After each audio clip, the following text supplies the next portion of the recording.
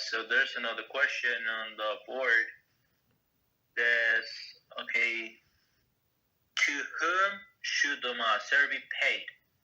Only shul, the poor, Jewish charities, all of the above? Okay, you jumping a little ahead. We have the whole list of priorities. Maybe it's in chapter number 1. We just go by definitions. I think, let me just quickly check. I think it would be in chapter 2.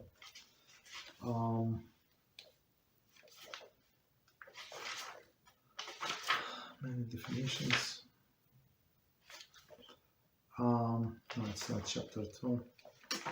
Okay, maybe chapter 3. I don't remember. I don't remember the books by heart. Maybe chapter 4.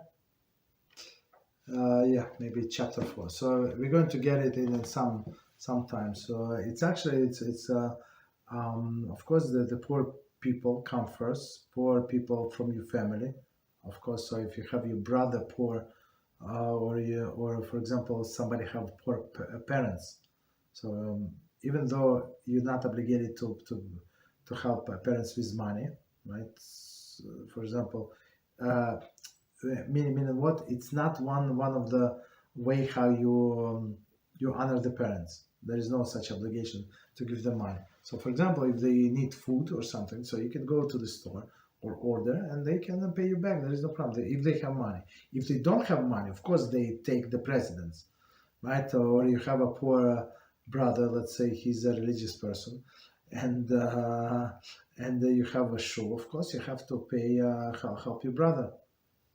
Right, the shul is also one of the things. I would not give the shul like the biggest amount.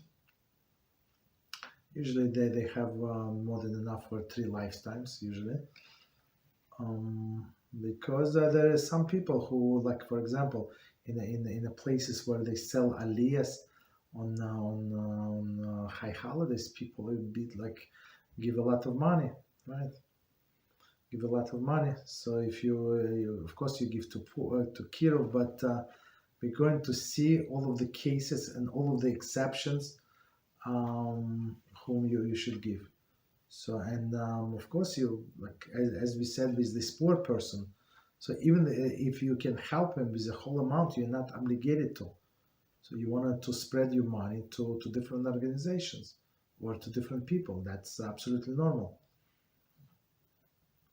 You understand? So it's not such an easy question. So we're going to spend, I don't know, maybe 2 or 3 classes just to go through the list and try to understand each category. There is category and subcategory. But of course, somebody in your family comes first, somebody in your city, and then general, whatever you like, and whatever the need is. So if there is no need, but other people already gave, so you can advance next level.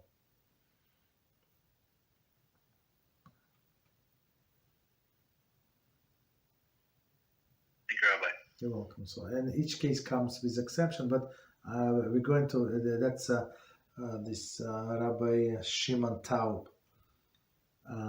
He's a simple genius. Like the way like he compiled his book is like very, very precise, very organized person. Right.